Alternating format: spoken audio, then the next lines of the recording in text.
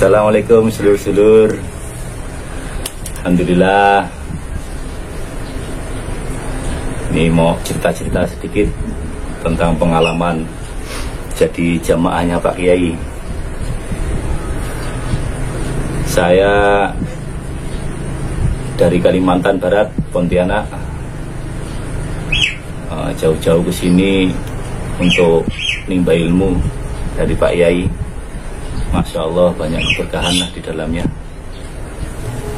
Saya kenal torekohnya Pak Kiai ini dulu tahun 2019 bulan 9. Lantarannya itu ya sering baca Facebook, jumpa dengan status cerita sang Kiai.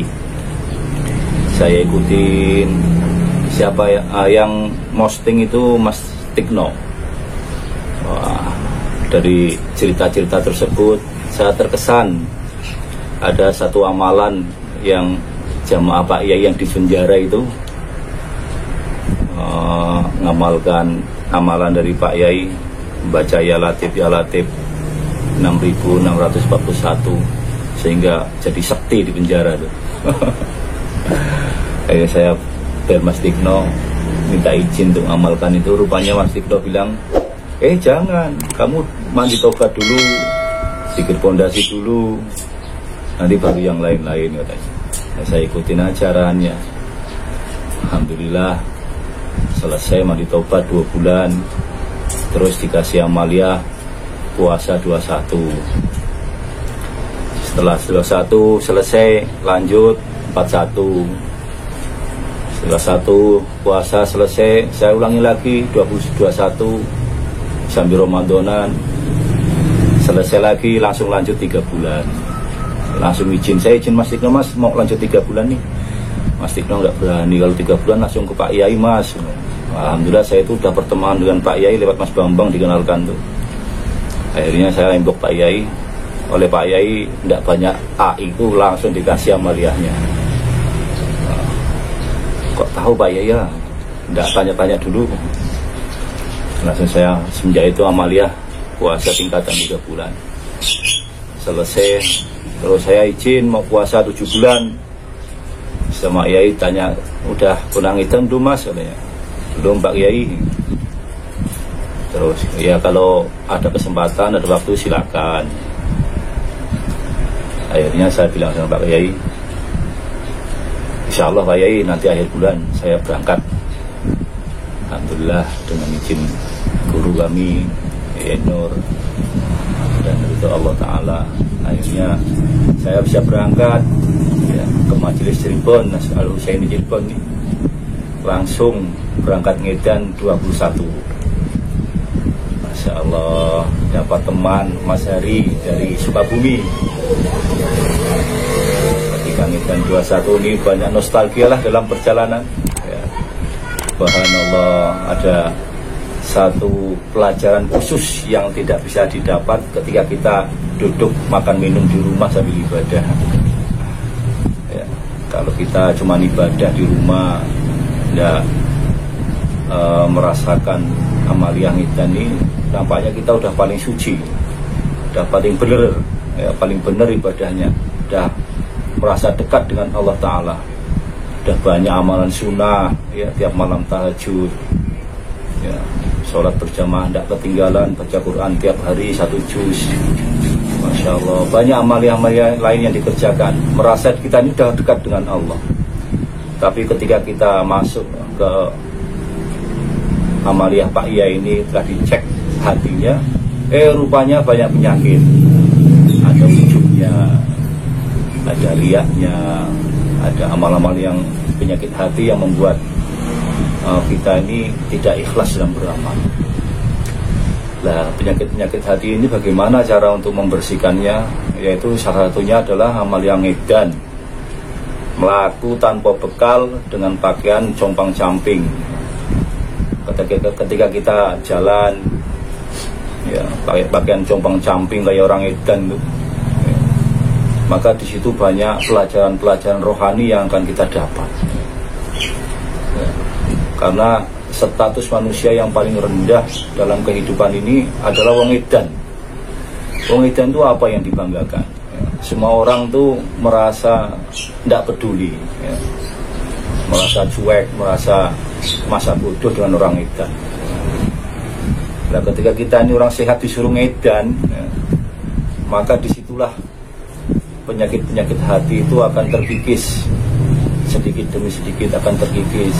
Yang kita punya sifat maunya bangga, ujub, akhirnya karena dipandang oleh orang tidak berguna, akhirnya sifat itu mulai terkikis, ya, riaknya, sifat macam-macam, dan tawakalnya juga dapat, ya. Karena dalam ngedan ini kita tidak boleh bawa bekal, tidak boleh minta, tidak boleh berharap, mutlak hanya pasrah kepada Allah Subhanahu wa Ta'ala. Ini yang kita dapatkan selama 21 hari. Setelah itu kita lanjut kolwat bilik 21, ya. Dalam kolwat ini yang ngedan tadinya bebas, kita dikurung dalam kolwat ini 21, ya. Di sini lain tarbiyahnya, ya, pelajarannya lain. Kalau ngedani sifat-sifat hati, kalau kolwat ini menata hati. Kita dalam kolwat bilik ini 21 dikurung dalam bilik ini, suruh menata hati dan pikiran. Bagaimana dalam zikir itu suruh konsentrasi, mengingat Allah, la ilaha illallah, sambil mengingat Allah. Ini yang berat. Hari ini kita kebanyakan zikir, ya, sama zikirnya la ilaha illallah atau yang lainnya, tapi ingatannya entah kemana-mana, ya. Ingat istri, ingat kambing, ingat sawit, ingat kebun, ingat semuanya, ya. Nah, dalam kolwat pilih inilah kita dilatih, ya. Kita zikir supaya konsentrasi full hanya ingat kepada Allah, ya. Dilatih secara bertahap-tahap. Ini penting, terutama bagi jemaah Pak Yai yang belum pernah merasakan medannya maupun kolwatnya. Boleh, ya, boleh merasa. Kita luangkan waktu kita, jangan menunggu waktu luang, ya. Manusia tuh punya waktu luang hanya satu, ketika Israel datang, nah, baru luang waktunya.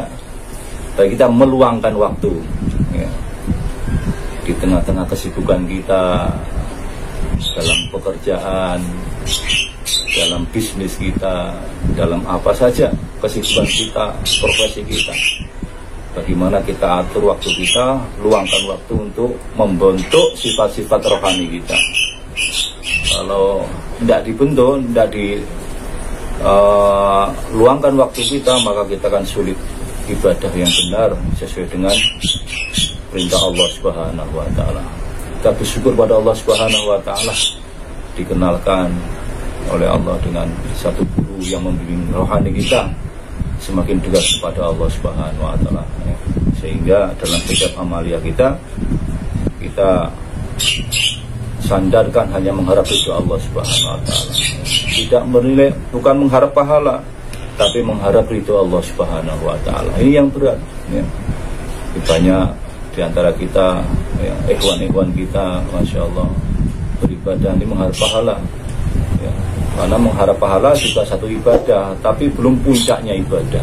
Puncaknya ibadah itu kalau ibadah hanya mengharap ridhonya Allah Subhanahu wa Ta'ala. Insyaallah teman-teman, ya, bagi yang belum niat, yang belum ada kesempatan, luangkan waktunya, ya, kita sama-sama untuk ngedan 21, kolwat 21, ya. Setelah itu nanti tambah lagi, ya, ngedan 41, kolwat pilih 41, sehingga apa yang diarahkan oleh guru kita, ya, semua bisa terlaksana, bisa selesai, bisa kita amalkan semata-mata tabayun mengikuti arahan guru kita, ya.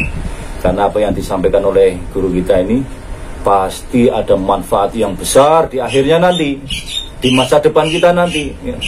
Kalau kita santai-santai saja, ya porsinya sedikit, ya, dapatnya sedikit, ya. Saya lihat nih kami sudah selesai, ya, kegiatan 21, kalau 21 insya Allah besok hari Sabtu ini akan luncur pulang ke Pontianak, dan niat untuk menata niat untuk melanjutkan amaliyah yang lebih panjang lagi, ya, yaitu Medan 41 dan juga Kolwat 41.